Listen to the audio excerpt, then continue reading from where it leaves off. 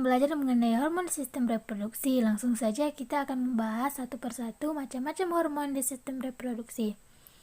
Nah, yang pertama itu di pria. Jadi di pria itu dihasilkan hormon di testis, namanya testosteron.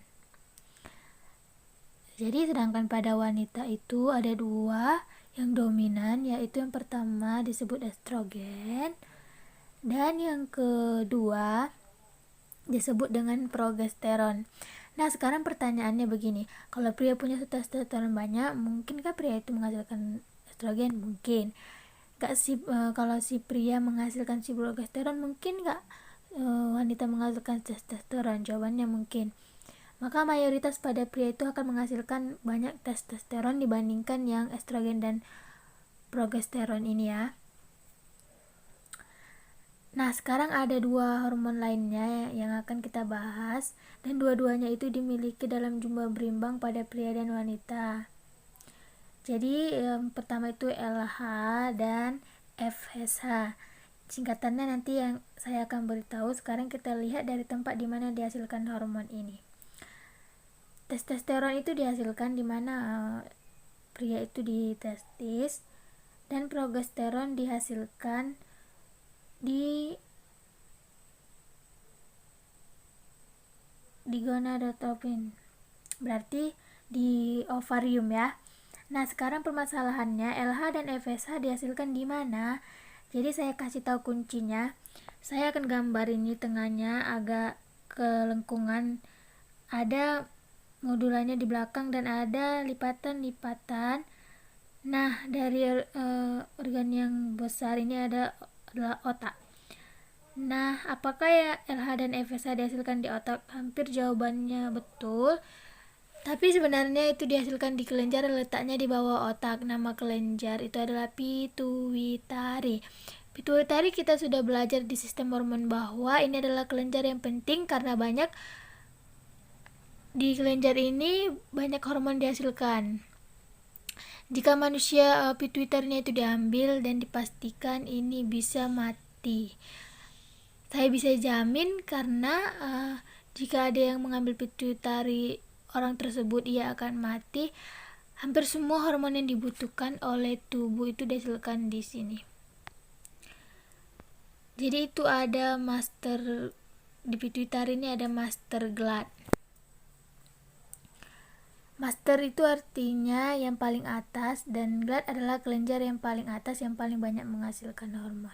Kemudian testosteron ini berfungsi untuk dua hal. Yang pertama itu untuk perkembangan kelamin primer.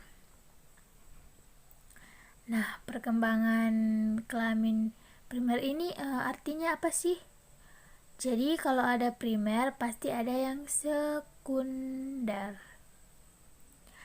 Nah, jadi saya tulis saja perkembangan kelamin sekunder. Nah, begitu juga si estrogen ini, testosteron dan estrogen itu berfungsi untuk perkembangan primer dan sekunder. Sekarang kita akan bahas kalau primer di pria, saya tulis di sini. Jadi segala hal yang menghasilkan si sperma dan ovum itu adalah perkembangan primer.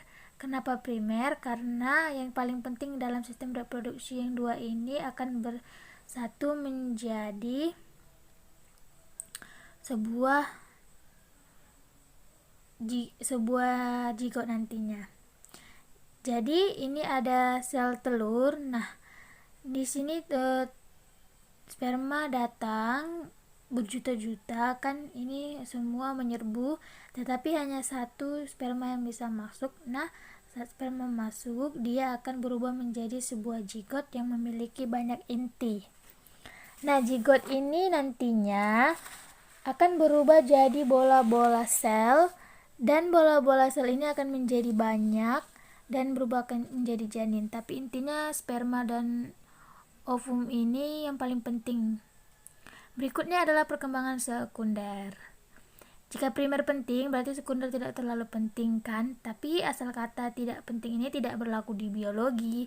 Sekunder artinya adalah tanda-tanda fisik dari luar, artinya pada pria dan wanita itu terdapat perkembangan sekunder. Kita belajar sekunder.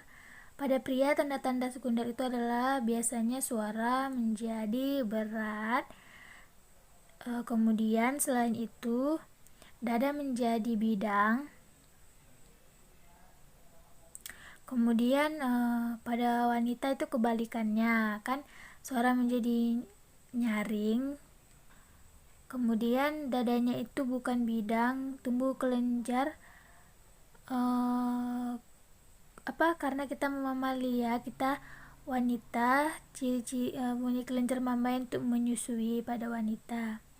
Ciri-ciri inilah yang disebut sebagai ciri-ciri sekunder yang terbentuk dan terlihat dari luar. Satu lagi, timbulnya jakun pada pria. Dan pada wanita juga, di mana akan terdapat perkembangan sekunder, yaitu pinggulnya akan lebih lebar. Jadi kenapa pinggul wanita itu melebar? Jadi nanti fungsinya di sini adalah untuk perkembangan bayi supaya dia bisa melahirkan. Jadi kita garis besarnya itu pria ada testosteron di testis, wanita estrogen progesteron di ovarium, kemudian terdapat hormon LH dan FSH di pituitari,